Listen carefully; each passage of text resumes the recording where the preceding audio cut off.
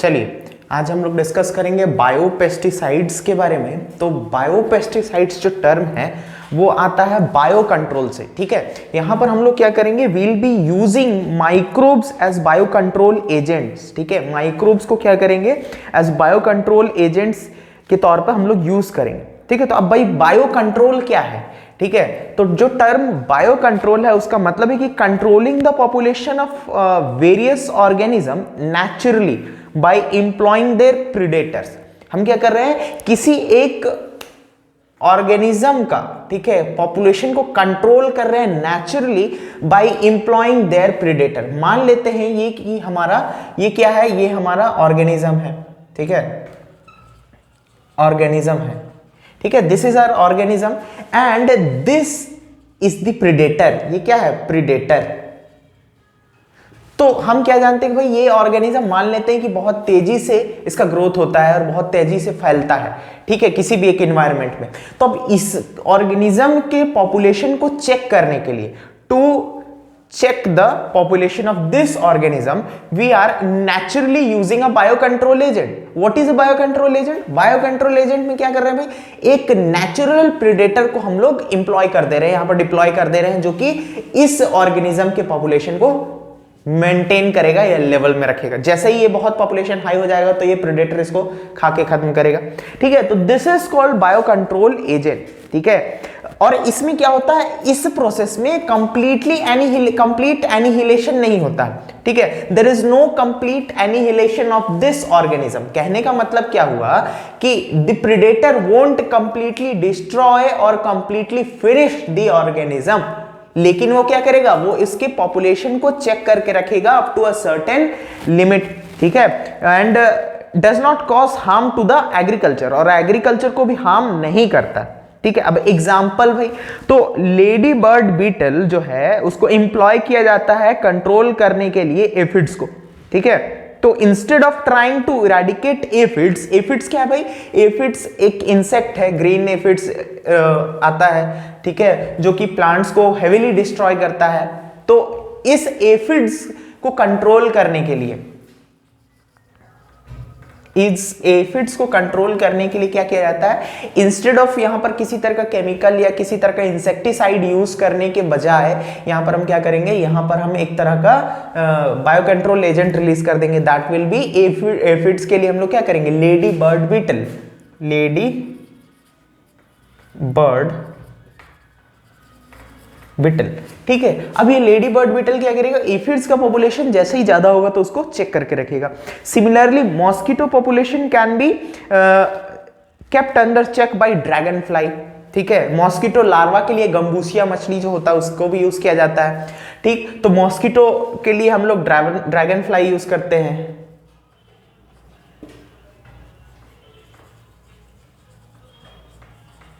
Dragon fly use किया जाता है। तो दीज आर वेरी इंपॉर्टेंट, ठीक है। अब आपको स्पेसिफिक कुछ एग्जांपल्स याद करके रखना पड़ेगा, क्योंकि कॉम्पिटिटिव एग्जाम्स में तो क्वेश्चंस आते ही हैं, लेकिन आपके जो क्लास 12 के क्वेश्चंस रहेंगे उसमें इससे क्वेश्चंस आने की ज्यादा प्रोबेबिलिटी रहती है कि व्हाट इज बायोपेस्टिसाइड या what is bio control agents, ठीक है। तो अगर बायोपेस्टिसाइड को हम लोग डिफाइन करें तो these are biological agents and their products. क्या हो सकते हैं भाई, दीज आर बायोलॉजिकल एजेंट्स, ये खुद बायोलॉजिकल एजेंट्स भी हो सकते हैं, एंड देयर प्रोडक्ट्स, या उनके प्रोडक्ट्स हो सकते हैं, which are used to control pest like weeds, insects and pathogens.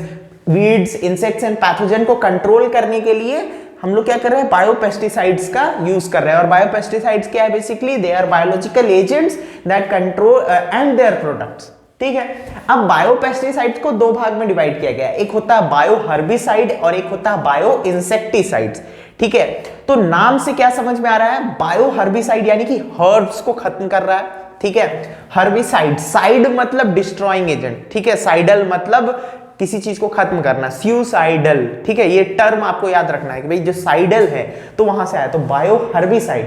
अब ये बायो पेस्टिसाइड यानी कि बायो कंट्रोल एजेंट है, इसीलिए बायो ऐड किया हुआ है, और हर्ब्स को खत्म कर रहा है, इसीलिए बायो हर्बिसाइड कहा गया, ठीक है। अब बायो हर्बिसाइड क्या है, they are organisms and their extract, यहां पर भी same, they are organisms and their extract which destroy weeds. किसको खत्म करेगा, वीड्स को खत्म करेगा विदाउट हार्मिंग क्रॉप प्लांट्स, ठीक है। तो क्रॉप प्लांट्स जो रहता है उसके साइड साइड में वीड्स उग जाते हैं जमीन में, ठीक है, आपके एग्रीकल्चरल फील्ड में वीड्स उग जाते हैं, तो उनको खत्म करने के लिए क्या किया जाता है, बायो हर्बिसाइड्स का यूज किया जाता है। नाउ एग्जांपल के तौर पर अगर देखा जाए तो कैक्टोब्लास्टिस कैक्टोरम, ठीक है, कैक्टोब्लास्टिस कैक्टोरम, ये ओपुंशिया के पॉपुलेशन को कंट्रोल किया। अब भाई ओपुंशिया क्या है, तो कैक्टस है, ठीक है, और इसका पॉपुलेशन इंडिया में और ऑस्ट्रेलिया में इसी इंसेक्ट ने, कॉकनियल इंसेक्ट इसको कहा जाता है, कॉकनियल इंसेक्ट यानी कि कैक्टोब्लास्टिस कैक्टोरम, इसने कंट्रोल किया, ठीक है। On the other hand chrysolina beetle, beetle का एक आपका कैटेगरी है, स्पीशीज है जिसको हम लोग क्राइसोलिना कहते हैं, तो उसने कलामांथ वीड को कंट्रोल किया था इंडिया में, ठीक है। नेक्स्ट कैक्रोस्पोरा रोडमानी, इसने आइकॉर्निया क्रासिपेस को यूएसए में कंट्रोल किया था, ठीक है। तो आइकॉर्निया क्रासिपेस क्या है भाई, वाटर हाइसिनिथ, ठीक है, जिसको हम लोग हिंदी में कहते हैं जलकुंभी, ठीक है। तो उसके पॉपुलेशन, क्योंकि हम जानते हैं बहुत तेजी से फैलता है, पानी में बहुत तेजी से फैलता है, तो उसके पॉपुलेशन को इसी ने सर्कोस्पोरा एंड रोडमानी ने कंट्रोल किया था। तो you need to remember the names for the example purpose, ठीक है, एग्जाम्पल पर्पस के तौर पे आपको याद रखना चाहिए, क्योंकि नीट वगैरह में तो इस तरह के क्वेश्चंस कम आएंगे, लेकिन आपके क्लास 12 के क्वेश्चंस में ये चीज पूछा जा सकता है। Now next will be discussing about the bio insecticides, ठीक है। तो बायो इंसेक्टिसाइड क्या है, दे आर लिविंग ऑर्गेनिज्म और their products which are able to kill और रिपेल स्पेसिफिक इंसेक्ट। तो ध्यान में रखना है कि भाई दे आर बायोलॉजिकल एजेंट्स, ठीक है, ये क्या है, बायोलॉजिकल एजेंट्स हैं, और दे आर ऑर्गेनिजम्स या उनके प्रोडक्ट्स, लिविंग ऑर्गेनिजम्स या उनके प्रोडक्ट्स जो कि इंसेक्ट्स को खत्म कर रहे हैं। They are living organisms and their products which are able to kill और रिपेल स्पेसिफिक इंसेक्ट। क्या कर रहे हैं, स्पेसिफिक इंसेक्ट्स को खत्म कर रहे हैं। तो मैंने अभी एक एग्जांपल बताया कि लेडी बर्ड बीटल जो है वो मॉस्किटोज के लिए, एफिड्स के लिए यूज किया जाता है, as well as praying mantis can control scale insects और aphid pest of vegetable, cotton and apple, ठीक है। तो प्रेइंग मैंटिस जो है वो, और लेडी बर्ड बीटल वो एफिड्स को कंट्रोल करता है आपके क्रॉप्स में, कॉटन क्रॉप्स में, एप्पल के क्रॉप्स में एंड अदर वेजिटेबल्स में एक्सेट्रा, ठीक है। नेक्स्ट है प्रीडेटर बग, जिसको कहा जाता है कि भाई predator bug has been successfully employed in Hawaii Islands in controlling sugarcane leaf hopper. predator bug याद रखिएगा नाम,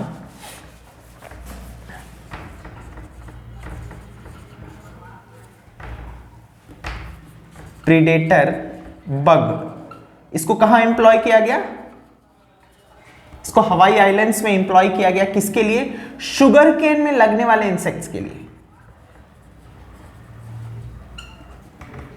शुगर केन में लगने वाले इंसेक्ट्स के लिए, और उसको कंप्लीटली इसने इरेडिकेट कर दिया, ठीक है। तो the predator bug has been successfully employed in Hawaii in controlling sugarcane leaf hopper. इसको मोर स्पेसिफिकली क्या कहेंगे, शुगरकेन इंसेक्ट्स को हम लोग क्या कहेंगे, शुगरकेन लीफ हॉपर, ठीक है।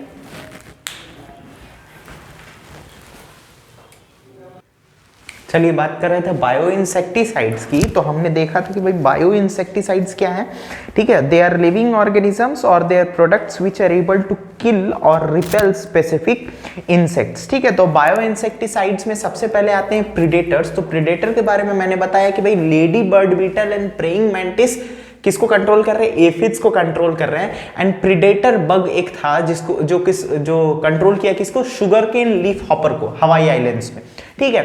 Next will be discussing about what are parasites, pathogen and parasitoids. ये तीनों टर्म बायो इंसेक्टिसाइड्स के ही अंदर में आते हैं।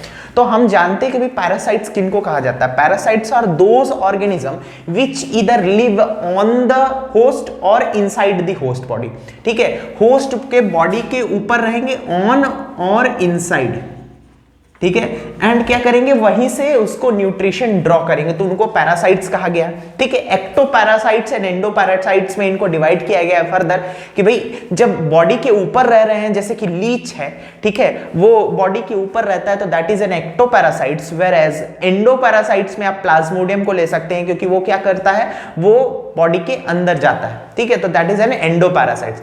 नेक्स्ट आता है पैथोजेंस। तो पैथोजेंस किसको कहा जाता है, pathogens are those microbes that are able to cause certain disease, वो किसी तरह का डिसऑर्डर या डिसीज कॉज करते हैं, तो उनको हम लोग पैथोजेंस कहते हैं। अब एक नया टर्म इंट्रोड्यूस होता है पैरासिटॉइड्स, ठीक है। तो व्हाट आर पैरासिटॉइड्स, ठीक है। तो ध्यान दीजिएगा कि parasitoids are those organisms which live as parasites in the early stage of life, ठीक है। Parasitoids are those organisms that live as a parasite in parasitic life in younger stages, ठीक है, या लार्वल स्टेजेस में कह सकते हैं, but later क्या हो जाता है, on later stage they are free, ठीक है। तो उनको पैरासिटॉइड कहा जाता है, जैसे कि वैस्प फ्लाइज हैं, बीटल्स हैं, ये सब पैरासिटॉइड्स के अंदर में आते हैं। तो they are used as bio insecticides. Now एक वायरस है, डबल स्ट्रैंडेड डीएनए वायरस, जिसको हम लोग बैक्यूलो वायरस कहते हैं, ये वायरल पैथोजन के तौर पे काम करता है। Are a number of viral pathogen for insects and other arthropods. तो ये क्या करता है भाई, this baculovirus attacks number of insects and other arthropods, ठीक है। और ये कैसा वायरस है भाई, ये डबल स्ट्रैंडेड डीएनए वायरस है, आर्थ्रोपोड्स को अटैक करता है, यानी कि इंसेक्ट्स को अटैक कर रहा है। और इसीलिए बैक्यूलो वायरस को इंटीग्रेटेड पेस्ट मैनेजमेंट आईपीएम में यूज किया जाता है, ठीक है। आईपीएम में इसको यूज किया जाता है। Next, trichoderma species. ट्राइकोडर्मा एक फंगस है, सॉइल फंगस है, ठीक है। इसको आपको याद रखना है कि भाई ये फ्री लिविंग सॉइल फंगस है जो कि रूट इकोसिस्टम में पाया जाता है, ठीक है। Common plant disease such as root rot, wilt, fruit rot and other plant disease can be prevented by Trichoderma species. तो बहुत इंपॉर्टेंट है, ट्राइकोडर्मा का स्पीशीज है ट्राइकोडर्मा पोलिस्पोरम, ठीक है। तो ये क्या है भाई, फ्री लिविंग सॉइल फंगस है जो कि रूट इकोसिस्टम में, प्लांट्स के रूट में पाया जाता है, रूट के चारों तरफ वाले एरियाज में पाया जाता है। And this has been proved to prevent, successfully prevent certain diseases like root rot disease, wilting मतलब लीव्स का मुरझा जाना, सिकुड़ जाना, विल्टिंग होना, फ्रूट रॉट। अब एक्चुअली रॉट डिसीज क्या है, रॉट में होता क्या है कि आपका जो फ्लावर है या फ्रूट है वो क्या होगा, वो सड़ने लगेगा, ठीक है, एंड उसका डीकलरेशन होने लगेगा, ठीक, एंड उसका फाइनली डेथ हो जाएगा। तो fruit rot and other plant diseases can be prevented by Trichoderma species. Last है नेचुरल इंसेक्टिसाइड्स। तो बायो कंट्रोल में हम लोग बायो इंसेक्ट्स के अंदर इसका थर्ड देख रहे हैं कि भाई नेचुरल इंसेक्टिसाइड्स किनको कहा गया। A number of insects are repelled by azadirachtin, ठीक है, इसको अजादिराचिन या नीम कहते हैं। इसको प्रिवेंट करता है भाई, क्यों, एंटीफिडेंट प्रॉपर्टी उसके अंदर होता है। एंड जैसे कि थुरिसाइड जो कि बैसिलस थुराइनजेनेसिस, ये आपको याद रखना है, बहुत इंपॉर्टेंट है। बैसिलस थुराइनजेनेसिस जो बीटी कॉटन का कंसेप्ट है, यहां से आया है, ठीक है। तो बीटी कॉटन के बारे में हम लोग पढ़ेंगे, जब हम लोग बायोटेक के बारे में पढ़ेंगे तब हम लोग उसमें डिटेल में बीटी कॉटन को हम लोग को पढ़ना है। तो थुरिसाइड जो है वो आया है कहां से, वो बैसिलस थुराइनजेनेसिस से आया और एक is toxic to several insects, ठीक है। ये आपको याद करके रखना है, ठीक है। ये ट्रेड नेम है एक्चुअली। थुरिसाइड क्या है, बायो इंसेक्टिसाइड्स है जो कि बैसिलस थुराइनजेनेसिस से मिलता है, और ये क्या है, एक ट्रेड नेम है, ठीक है। और ये टॉक्सिक होता है सेवरल अदर इंसेक्ट्स के लिए। Next will be discussing about the microbes as bio fertilizers. Microbes किस तरीके से बायो फर्टिलाइजर्स का काम करते हैं भाई। अब माइक्रोब्स क्या है, माइक्रो ऑर्गेनिजम्स जो कि इनहैंस कर देते हैं आपके nutrient availability of soil such as nitrogen, phosphorus to crop plants. Actually क्या होता है, फ्री नाइट्रोजन तो यूजुअली ऐसे अवेलेबल नहीं रहता है आपके सॉइल में या इन्वायरमेंट में, तो उसको प्लांट्स के लिए अवेलेबल बनाने के लिए माइक्रो ऑर्गेनिजम्स का यूज होता है, ठीक है। these micro organisms helps to make available these plants के लिए क्या क्या अवेलेबल कर रहा है, नाइट्रोजन एंड फॉस्फोरस अवेलेबल करा रहा है क्रॉप प्लांट के लिए। तो जैसे कि इंपॉर्टेंट बायो फर्टिलाइजर्स हो गया, नाइट्रोजन फिक्सिंग बैक्टीरिया हो गया, ठीक है, नाइट्रोजन फिक्सिंग साइनोबैक्टीरिया हो गया, यानी कि ब्लू ग्रीन अलगे हो गए, फॉस्फेट बैक्टीरिया हो गया एंड माइकोराइजा हो गए। तो इनको हम लोग डिटेल में एक एक करके देखेंगे कि भाई क्या है ये। चलिए अब देखेंगे हम लोग बायो फर्टिलाइजर्स के बारे में। तो हम लोगों ने बायो फर्टिलाइजर्स को थोड़ा सा देखा कि भाई क्या है भाई, they are microorganisms which enhance the availability of nutrients like nitrogen and phosphorus to crop plants.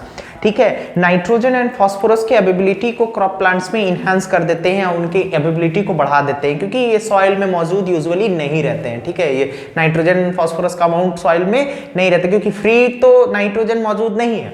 अब बायो फर्टिलाइजर्स में सबसे पहला आता है कि free living nitrogen fixing bacteria.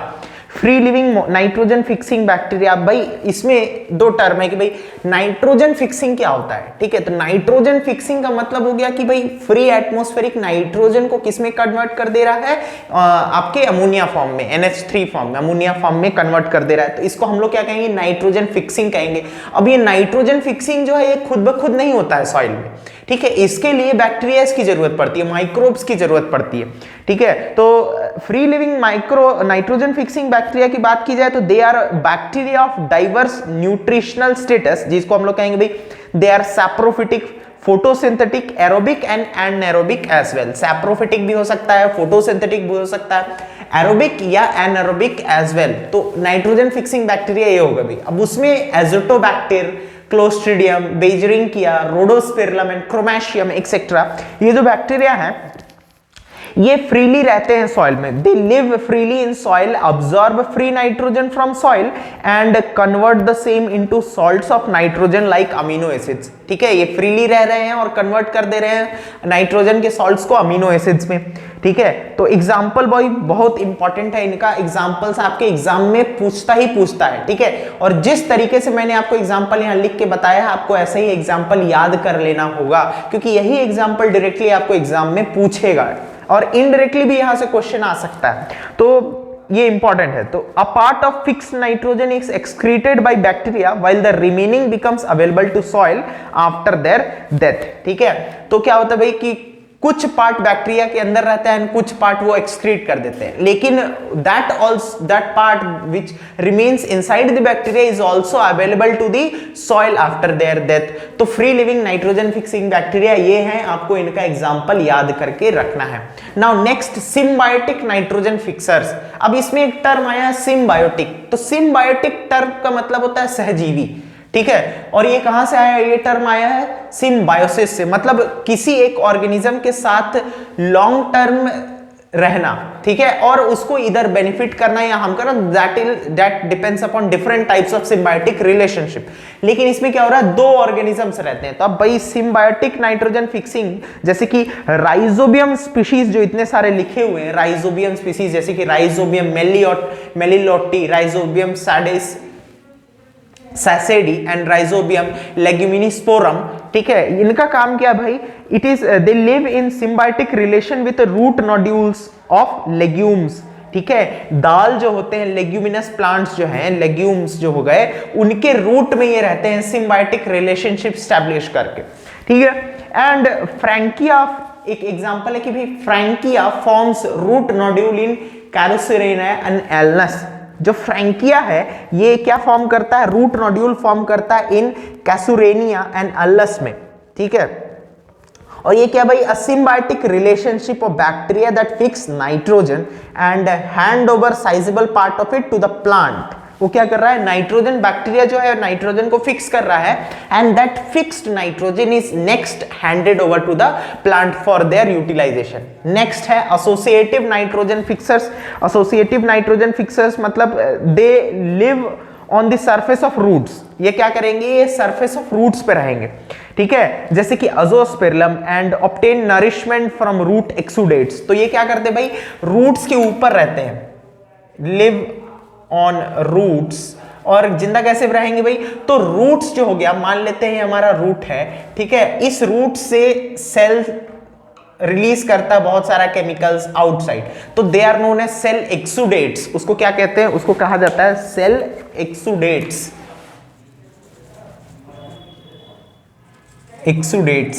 ठीक है, अब ये सेलुलर एक्सुडेट्स जो बाहर निकल रहा है आपके रूट से, उसी को फीड करते हैं ये associative nitrogen fixers, and they return fix the nitrogen. ठीक है, तो एग्जांपल क्या हो गया, अजोस्पेरिलम स्पीशीज। नेक्स्ट है free living nitrogen fixing cyanobacteria. Cyanobacteria यानी कि ब्लू ग्रीन अलगे। ठीक है, ये फ्री लिविंग है, नाइट्रोजन फिक्सिंग है। Example Nostoc, Anabaena and Cylindrospermum. ठीक है, आपको एग्जांपल बहुत इंपॉर्टेंट है, यहां से एग्जांपल पूछता है, इसलिए आपको याद करके रखना होगा।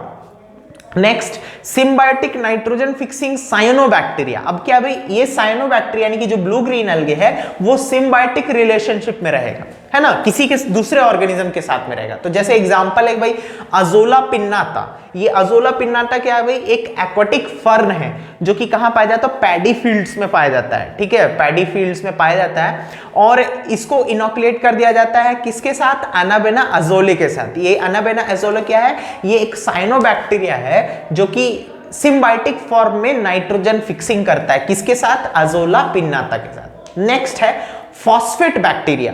फॉस्फेट बैक्टीरिया मतलब फॉस्फेट सॉल्युबलाइजिंग बैक्टीरिया, फॉस्फेट को अवेलेबिलिटी बढ़ाएगा, फॉस्फेट का अवेलेबिलिटी बढ़ाता है।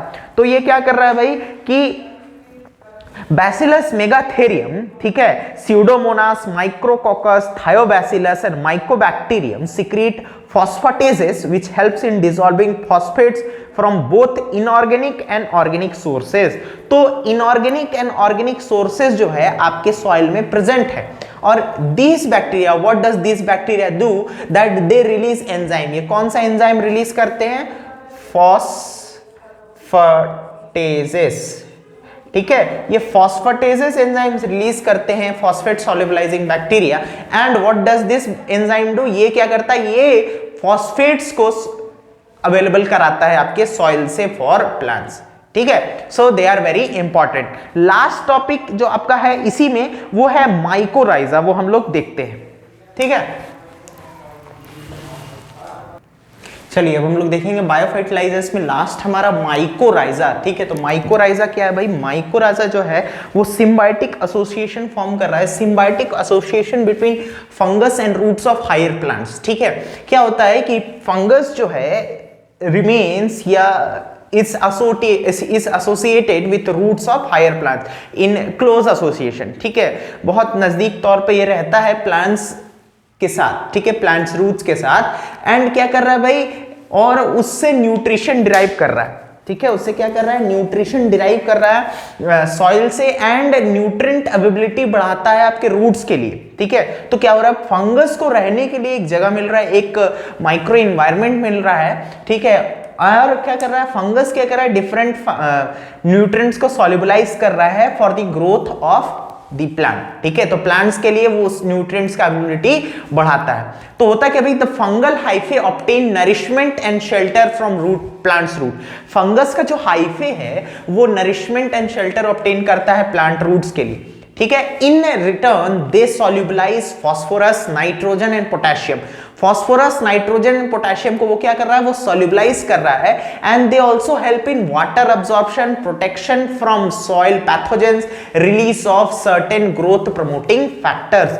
इसीलिए ये इंपॉर्टेंट है भाई, क्या कर रहा है, पहले बात तो सॉल्युबलाइज कर दिया phosphorus, nitrogen and potassium and other minerals को। Next they also help in water absorption, water का अब्जॉर्प्शन बढ़ाता है। ठीक है, और क्या कर रहा है, protection from soil pathogens, release of growth promoting factors etcetera. ठीक है, तो होता क्या है भाई कि ये जो माइकोराइजा है इनको दो भाग में डिवाइड किया गया है, एक हो गया एक्टोमाइकोराइजा और एक हो गया एंडोमाइकोराइजा। तो अगर हम एक्टोमाइकोराइजा की बात की जाए तो नाम से क्या समझ में आ रहा है, एक्टो मतलब बाहर।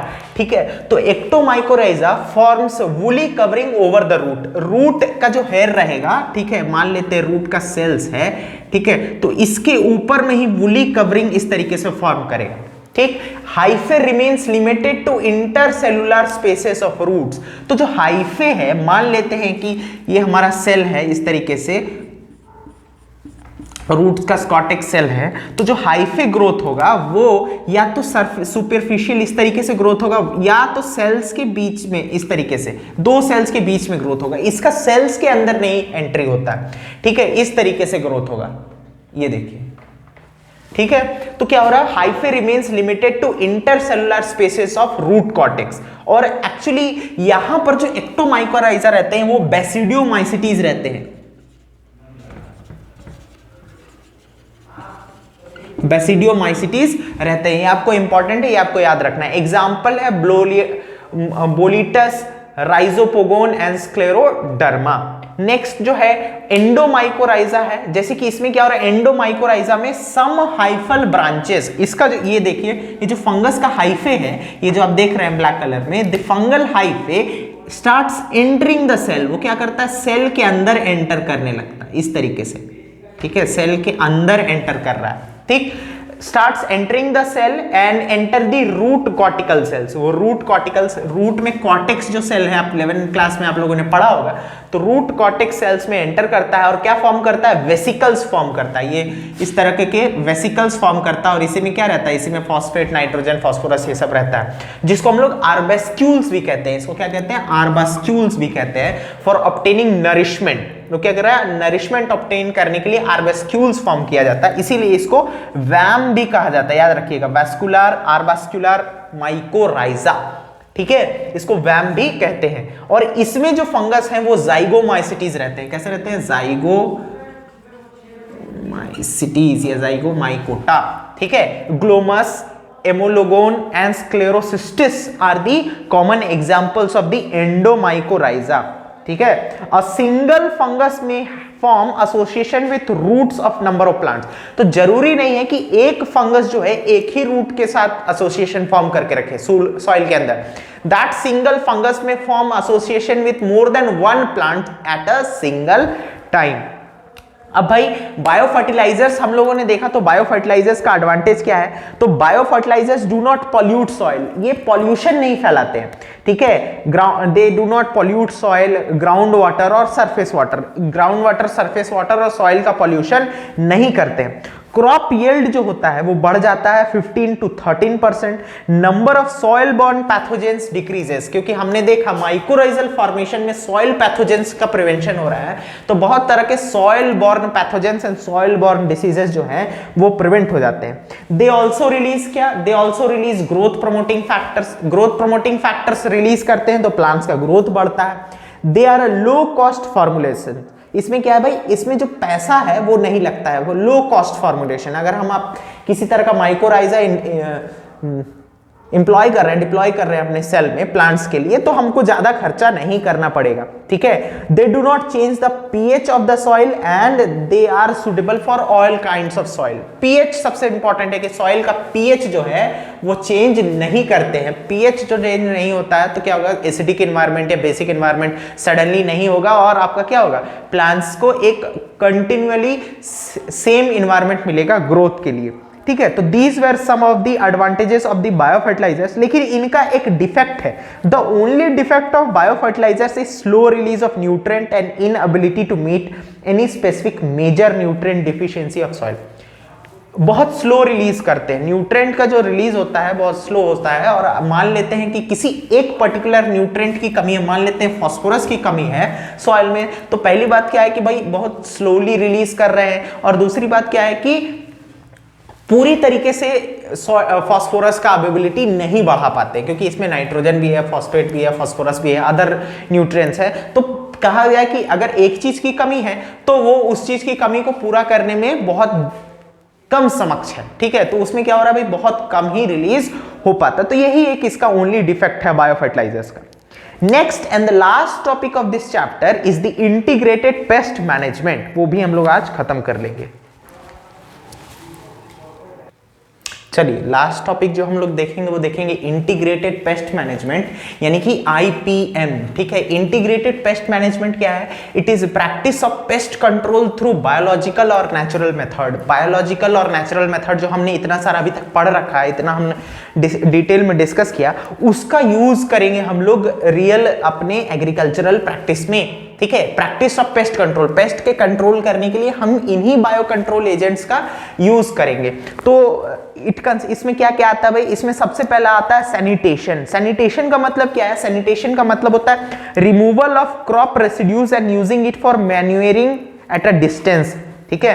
क्रॉप रेसिड्यूज का रिमूवल करना, removal of crop residues and manuring it at a distance, उसको फिर मैन्योर के तौर पे यूज कर सकते हैं क्योंकि वो ऑर्गेनिक है ना, ठीक है, तो इसलिए उसको हम लोग यूज किया जा सकता है। नेक्स्ट है कल्चर प्रैक्टिसेस। अपने new and good cultural practices should be adopted, जैसे कि पेस्ट रेजिस्टेंट वैरायटीज यूज करना चाहिए, क्रॉप रोटेशन करना चाहिए, मिक्स क्रॉपिंग करना चाहिए, इंटर क्रॉपिंग करना चाहिए। These are various kinds of cultural practices that should be employed. Biological control, हमने इतने सारे बायोलॉजिकल कंट्रोल एजेंट्स को पढ़ा, उसका यूज करना चाहिए, जैसे कि allowing the natural predators, parasites and parasitoids of the pest to keep the pollution of the latter under check, जैसे कि bugs and beetles, ठीक है।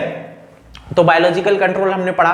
एंड लास्ट इसमें क्या आता है, नेचुरल पेस्टिसाइड्स का यूज करना, जैसे कि नॉन पॉल्यूटेंट पेस्टिसाइड्स यूज कर सकते हैं, जैसे अजादिराचिन, इसको हम लोग अजादिराचिन पढ़ते हैं, एक्चुअली ये नीम से आता है इसका टर्म, नीम का साइंटिफिक जो नेम है वो अजादिराचिन इंडिका है, ठीक है, तो ये नीम से आया हुआ है और एंटीफिडेंट प्रॉपर्टी रहता है इसमें। फायरेथिन है और थ्यूरोसाइड है, थ्यूरोसाइड जो है वो बैसिलस थोराइंजेनेसिस से ऑब्टेन किया गया। तो इनको हम लोग क्या करते हैं, इनको यूज करते हैं इंटीग्रेटेड पेस्ट मैनेजमेंट में। और ये इसी तरीके से हमारा जो लास्ट टॉपिक था वो खत्म होता है और दिस चैप्टर एंड्स हियर।